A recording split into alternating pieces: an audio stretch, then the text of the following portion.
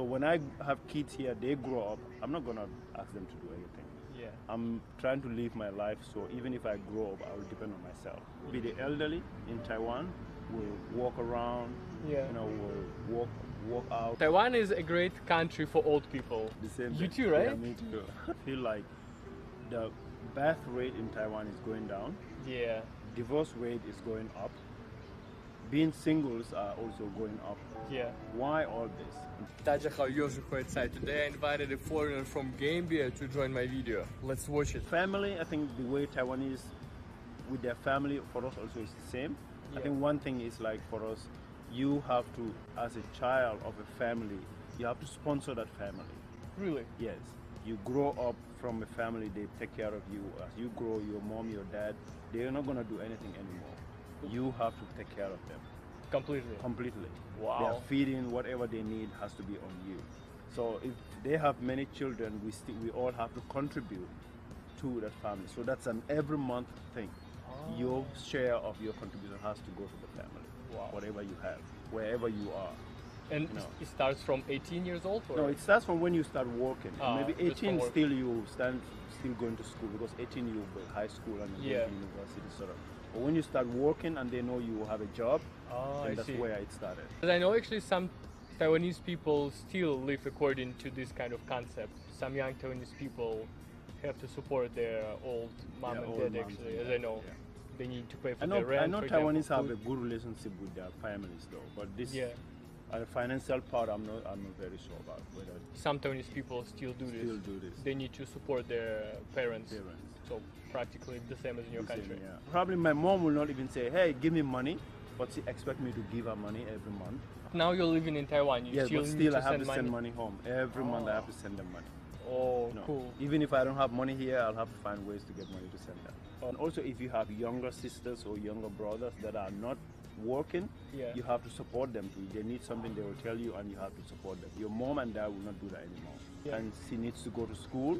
I have to pay for her to go to school. It's huge responsibility. Actually. So what about your future kids though? Because you say you're going to live in Taiwan, and if you have kids, it will be the same concept? It's the same concept. You have to, for example, for me, my mindset is different because I've grown up in a different country and I've seen different things.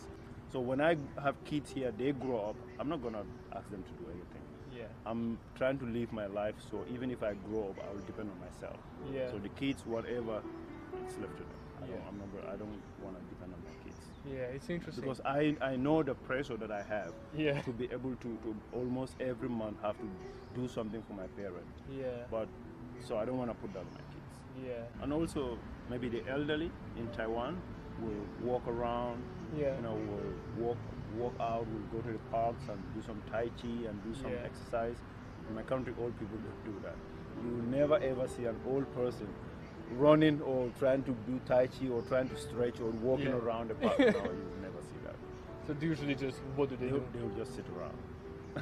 But I mean, actually, Russian old people, also very few Russian people work out outside. But it's not because they're lazy, because Russian weather is super cold. From October to May, the weather is so cold. If you go outside, it snows, it's minus 25 degrees, you cannot do anything outside. So people have no kind of this choice, to go to the park and practice something or go for a run.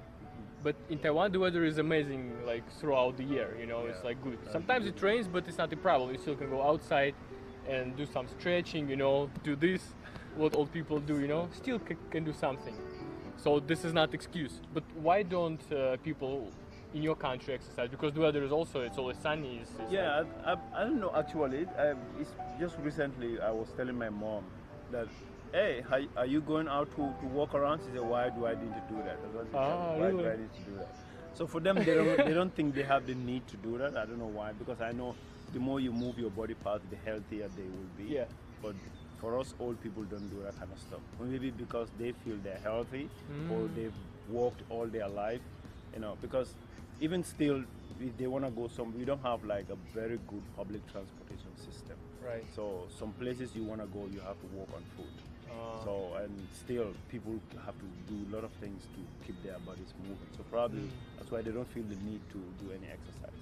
Because if you're doing other things that are keeping your body moving, I'm sure you will need to do any exercise. So Right. Probably that's their belief, but I don't know why. Like we don't have 7-Elevens or shops like convenience stores every corner. Right. So if you want to go to a store, maybe you have to walk for maybe a kilometer or so to go somewhere, or 500 meters to go somewhere and come back. So those kind of stuff, probably that's what is keeping them. Yeah. So this is like if you walk 1 kilometer just to get to buy some groceries, it's a good exercise. I think they don't need to do extra, you know. Taiwan is a great country for old people. Yeah. It's like really cool, you know. Very convenient. They're everywhere. They're like training, even in this park. Yeah. They just walk around, you know. And there is bus stations next to the parks, MRTs around, so it's easy to go somewhere if you want to go, you know. Yeah, everything is so convenient. Everything is so convenient for old people here. Yeah. So I would like to get old in Taiwan, I think. This is really good. The same You thing. too, right? Yeah, me too. Yeah, man, Taiwan is great for people, you know. Actually, most of the things in Taiwan are actually made for old people rather than for young people.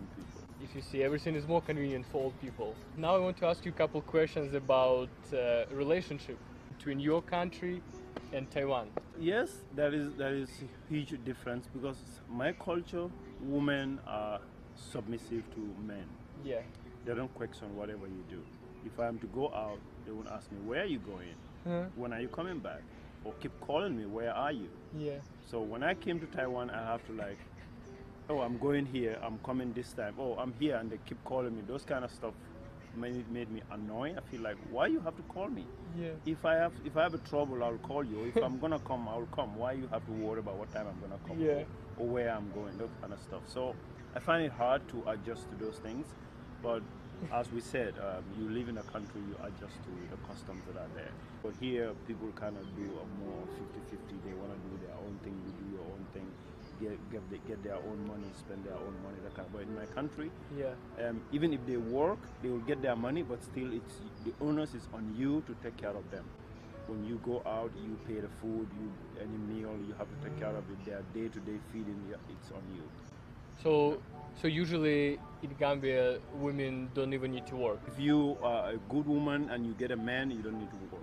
Oh. The man have to take care of you. Wow. But this is a lot of pressure on men, I think, men, because you need to take care of your own family, your parents, and also and yourself, your wife. and your wife, and you have kids. Also, you have to take care of the kids too. Wow. So your wife, clothing, and everything she needs, it's on you. So I feel like the birth rate in Taiwan is going down. Yeah. Divorce rate is going up.